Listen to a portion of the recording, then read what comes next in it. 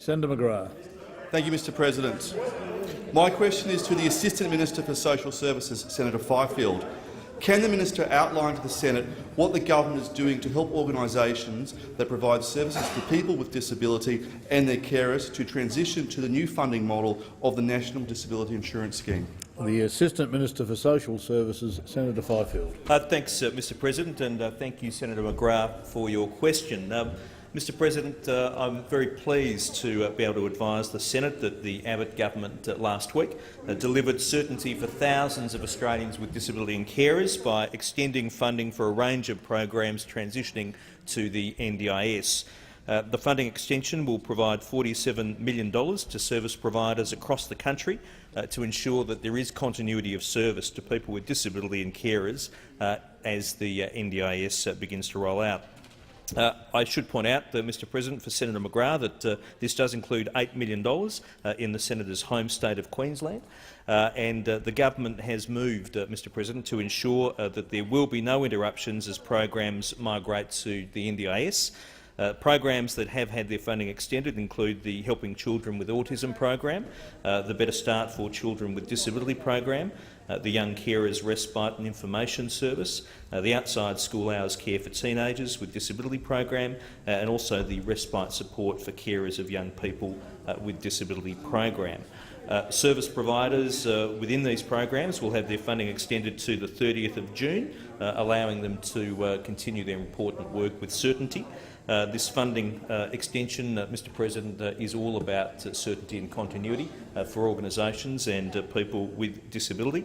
Mr President, the government has been determined to ensure that in transition to the NDIS, which obviously does involve change for service providers and individuals, that we are in a position to provide as much continuity and certainty as possible. Thank you, Minister. Supplementary question, Senator McGrath. Yes, Mr President. Can the minister update the Senate on funding for advocacy services for people with disability, which will be an important part of helping people access the NDIS? Minister. Mr President, I'm also pleased to be able to confirm for the Senate that last week the government also announced funding assurance to current providers under the National Disability Advocacy Program with a 12-month extension to all agreements. The NDAP program, as it's known, Mr President, provides people with disability access to advocacy services to protect their rights and promote their interests. More than 11,000 people received support through NDAP in 2013-14.